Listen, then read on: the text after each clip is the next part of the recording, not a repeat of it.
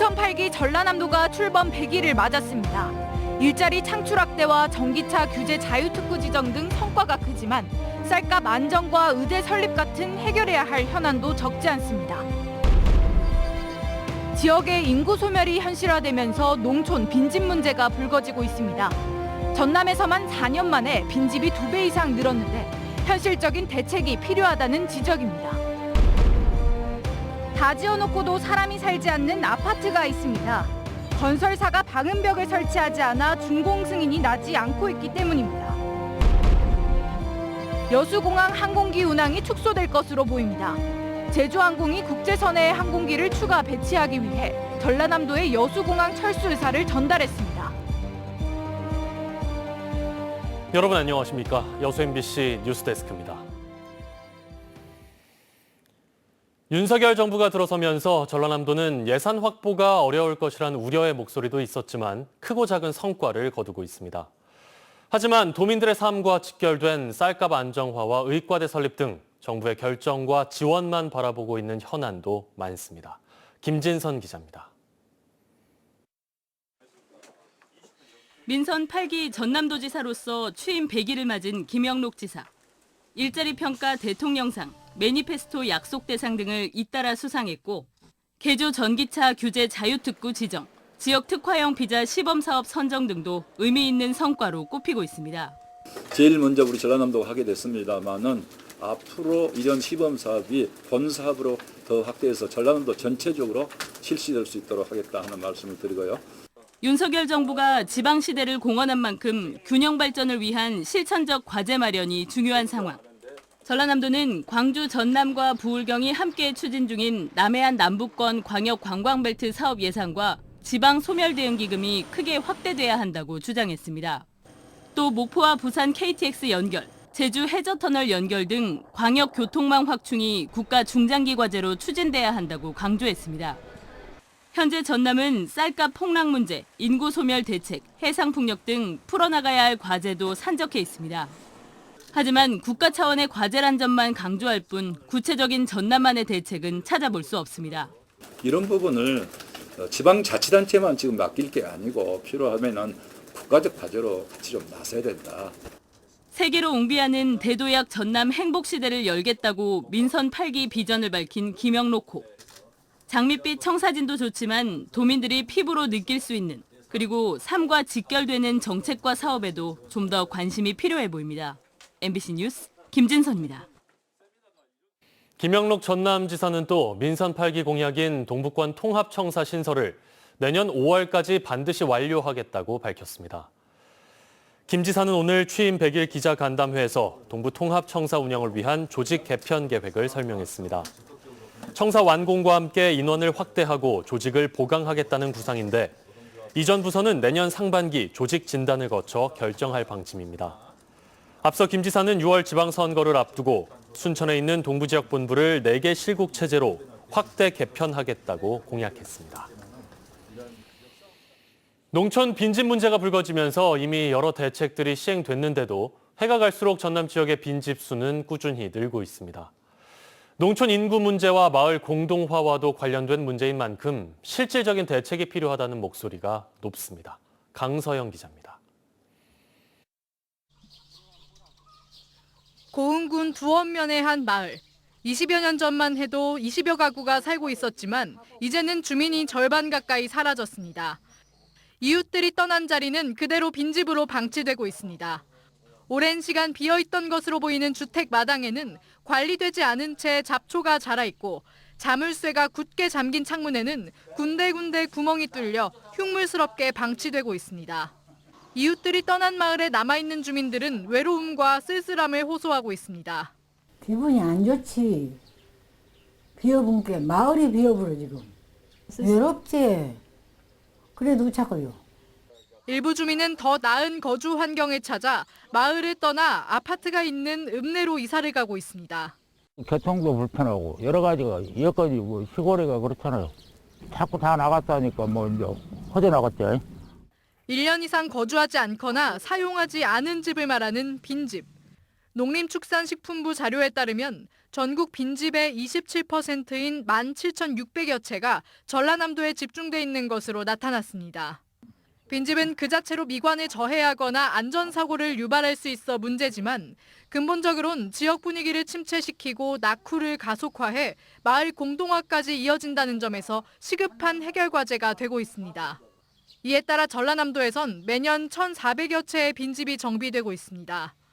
그럼에도 빈집 수는 2018년 8,300채에서 2021년 17,600여 채로 4년 만에 2배 이상 증가한 것으로 드러났습니다. 저희 도에서도 도비를 같이 세워가지고 시군에서 더 점수 늘려가지고 철거할 수 있도록. 마을 소멸이라는 지역사회의 핵심 화두와도 연결된 빈집 문제. 노령화가 빠르게 진행되고 있는 만큼 실효성 있는 대책이 필요하다는 목소리가 높습니다. MBC 뉴스 강서영입니다. 여수공항의 항공기 운항이 축소될 것으로 보입니다. 여수 상공회의소에 따르면 제주항공이 최근 항공기의 국내선 운항을 줄이고 국제선에 추가 배치하기 위한 방안으로 전남도에 여수공항 철수 의사를 전달했습니다. 여수공항은 제주항공이 1일 기준 김포와 제주 노선 2편의 항공기 운항을 중단하면 김포 4편, 제주 2편, 양양 1편 등 모두 7편으로 줄어듭니다. 광양만권 공항 활성화 협의회는 국제선 운항이 정상화하면서 국내선 운항 감소가 불가피한 상황이라며 전남도의 국내선 운영 항공사에 대한 재정 지원과 함께 여수공항 국제선 부정기 운항도 정부에 건의하기로 했습니다. 순천시가 민선 8기 공약 사업 실천과 국정과제 이행을 위해 2024년도 93건 1조 9천억 원 규모의 국고 사업을 발굴하고 2,500억 원의 국비 확보에 주력하기로 했습니다. 순천시는 특히 종합 스포츠파크 1,200억 원과 예술의 전당 1,500억 원, 전남 디지털 애니메이션 센터 300억 원 등을 현안 사업으로 전라선 고속철도 건설 예타 선정과 경전선 도심 통과 우회, 예타 면제 건의 등을 지역의 핵심 SOC 사업으로 각각 선정했습니다. 순천시는 이들 건의 사업의 90% 이상을 정부 예산에 반영시킨다는 목표로 다음 달 말까지 전라남도와 중앙부처에 예산 지원을 건의하고 내년부터는 본격적으로 국비 확보에 나서기로 했습니다. 광양 목성지구에는 다 지어놓고 사람이 살지 않는 아파트가 있습니다. 아파트 주변에 고속도로가 있는데 건설사가 방음벽을 설치하지 않아 준공 승인이 나지 않고 있는 건데요. 어찌된 일인지 유민호 기자가 취재했습니다. 정영보 씨는 지난 6월 거주하던 아파트를 팔고 월세집을 구했습니다. 무주택 요건을 맞춰 광양읍 목성지구에 들어서는 분양 전환 임대 아파트에 청약하기 위해서입니다.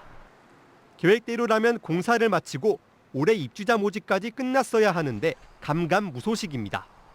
아파트와 맞닿아 있는 고속도로 소음이 문제였습니다. 소리는 많이 울려요.